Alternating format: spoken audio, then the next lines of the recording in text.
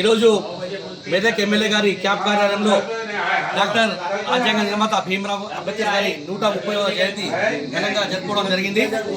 అయితే భీమరావ్ అంబేద్కర్ గారు మన దేశానికి రాజ్యాంగంతో పాటు న్యాయశాఖ మంత్రిగా ఎంపీగా కూడా చాలా సేవలు అందించడం జరిగింది. ఆయన దేశంలో అంటరానితనము అదే సమానత్వం గురించి పోవడం జరిగింది.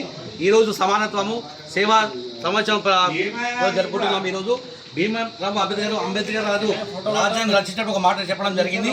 నేను నా దేశ ప్రజలకు కత్తి ఆయుధంగా ఇవ్వడం లేదు, ఓటును ఆయుధంగా ఇస్తున్నాను. మీరు ఓటును సద్వినియోగంగా చేసుకొని రాజులు అవుతారో లేకపోతే రోడ్డును అమ్ముకొని బానిసలు అవుతారో చెప్పడం జరిగింది. ఈరోజు కూడా దేశంలో పరిస్థితులు చాలా ఘోరంగా ఉన్నాయి. పరిస్థితులు అంబేద్కర్ గారి పేరును రూపుమాడుకోవడానికి ఈరోజు ఆ దేశంలో ఉన్న ప్రభుత్వం ఈరోజు ప్రయత్నం చేస్తుంది. అంబేద్కర్ గారిని రూపపడడానికి, అంబేద్కర్ గారి పేరును ఖరాబ్ చేయడానికి ఈరోజు ప్రయత్నాలు జరుగుతున్నాయి.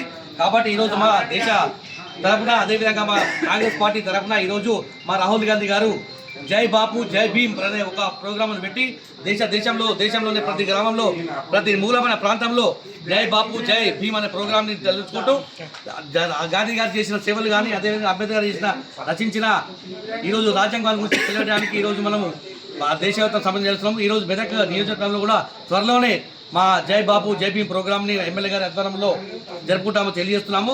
మరోసారి ఈరోజు భీమరావ్ అంబేద్కర్కి 131 జయంతి శుభాకాంక్షలు చెప్తున్నాం. జై హింద్, జై భారత్, జై భీమ్.